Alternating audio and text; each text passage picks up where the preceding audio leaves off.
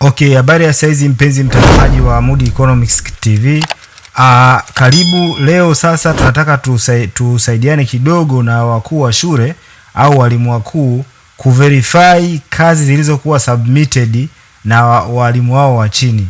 Au inawezekana wewe ikawa ni mkuu wa idara either kwenye sekta ya kilimo au kwenye sekta yoyote ile, na kuna baadhi ya watu wa chini washafanya kazi na wamezimaliza.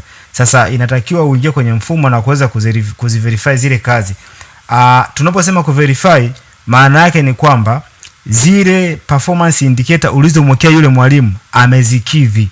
Kwa hiyo yani kwa maana amezitekeleza kama vile ulivyotaka wewe afanye. Utafanyaje sasa? Okay, utaingia kwenye mfumo kama kawaida, utaenda kwenye implementation and monitoring, kisha utakuja kwenye department unit au workstation. Yes, hapo tunachokisubiria ni kuona utekelezaji wa watumishi wako au wale watu wako wa chini wote. Tusubiri kidogo mfumo.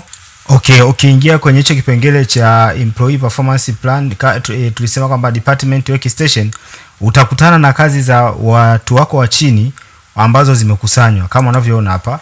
Kuna employee subtask, alafu nafikiri unaona utekelezaji. Kwa mfano huyu anasema to prepare a scheme of work for biology form 2 by the December and whatever. Basi kwa hiyo huyu kakamilisha scheme of work. Ikiwa scheme of work hiyo ni kweli umesaini wewe, basi utakuja hapa kwenye action, utasema view implementation. Ukisema view implementation, inakwambia hii hapa submitted, kwa maana yule mwalimu wako amesha submit. Kwa hiyo utaenda kwenye action tena.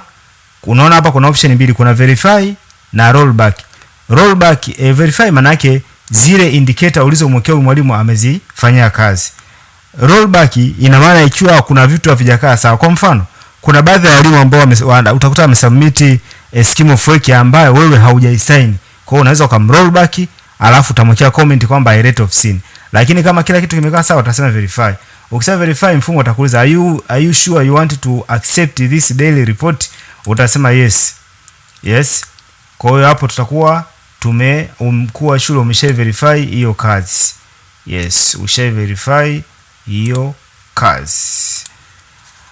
Okay, asante sana mpenzi mtazamaji kwa kuendelea kufuatilia channel yetu ya Mood Economics TV. Kwa leo tunaishia hapa. Usisahau leo tumeverify kazi ambayo imekamilika. Je, kwa kazi ambayo haijakamilika nini kinafuata? Subscribe video hii kama bado hujasubscribe ili uendelee kupata muendelezo wa vipindi vinavyofuata. Bye.